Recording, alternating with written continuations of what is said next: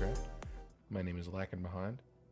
Today we are in the Red Sea Carpet, exploring the spawn mechanics of a vertical mob farm that could potentially be used for item drops or for experience.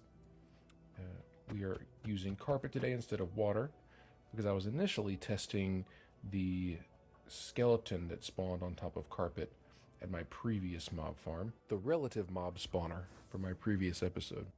So this mob farm is built using 5 different levels. The first level has stone slabs to help prevent the spawning of spiders.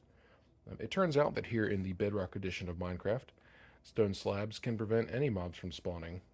Java Minecraft, spiders need a 3x3 square to spawn, so the idea for the mob spawners in Java is that you place stone slabs in a particular pattern to prevent any 3x3 spaces.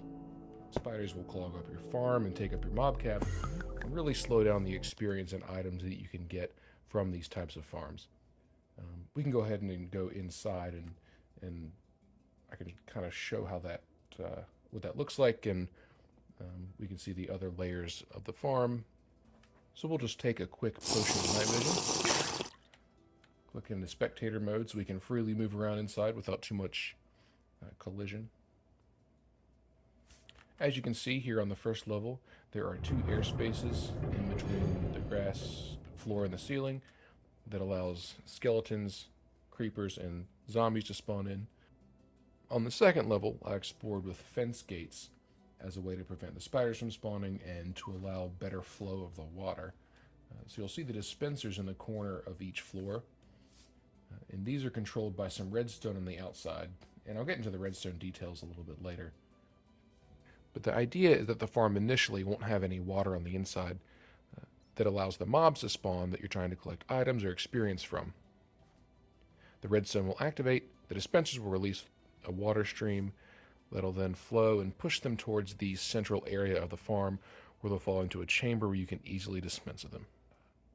So I put the fence gates in the ground to allow the water to flow freely, and it did work, but this did not stop the spiders from spawning.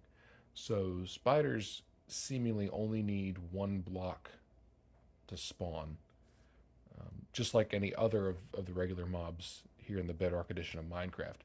So this is the only floor of the farm where spiders are spawning, and I wanted to leave this in here to kind of show that it's happening and give some evidence that spiders are not following the same rules that they do in Java. I don't think here on the first level, nothing will spawn at all because of these slabs. Levels 3, 4, and 5 are all the same. When the fence gates are posted this way, it does prevent spiders from spawning. I don't know why. Maybe how the fence gates can connect to each other are interfering somehow with the spider spawn mechanics. We will still get skeletons, creepers, and zombies on floors 3, 4, and 5, but no spiders. So let's go have a quick redstone lesson, and then we can move on and take a look at the example of the farm running and how it functions. So here is our hopper redstone clock that will control the water flow on the inside of the farm. It functions by placing items into the hoppers, where these comparators will read the number of items inside the hopper and release a redstone signal. There's some redstone dust placed behind it, and this redstone dust will then power the piston that will move the redstone block back and forth as the items move back and forth inside the hopper. The more items you place inside the hoppers, the slower the clock moves. So we'll see that if we place just 1 little stone slab on the inside, and I have the comparators backwards. Give me 1 second. There we go. That looks better. So now we'll place our 1 stone slab on the inside. You see the clock shifts back and forth fairly quickly, and it's occurring every time that the item moves into the opposite hopper. Powers the comparator, powers the redstone, powers the piston, pushes the block. So as we add more items, it takes longer for them all to shift over to the other side. So it moves a little bit slower, and you have a decent amount of control over how quickly your clock times things, or how long it takes for one rotation of the clock to go through. So let's go ahead and place 20 or 30 items in here so we can get our clock moving, and you can see the function of the redstone inside of our farm.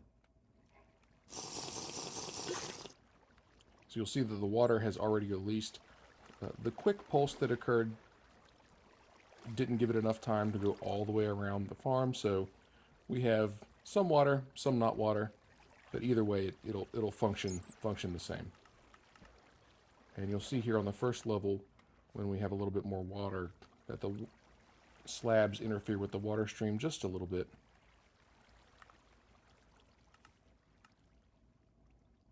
Water runs around, and there's a few dead spots where the water doesn't quite reach. The mobs can get stuck, but that's not too big a deal usually. When we placed the fences in the ground, I was trying to give the water a nice smooth surface to run over so the mobs wouldn't interfere at all with the stone slabs or any of the blank spaces, but it turns out that these fences are even more of a problem in the ground, and they're harder to navigate through than the stone slabs are.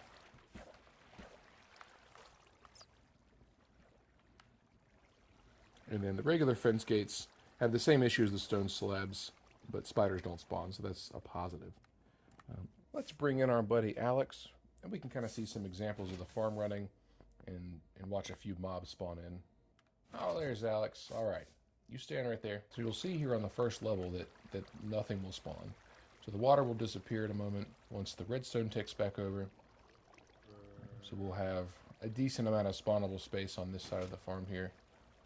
And then we will also see some spiders start to spawn fairly soon here on the second floor. It seems that spiders have a higher chance to spawn than some of the other mobs. So it really shouldn't be too long before we start seeing a few.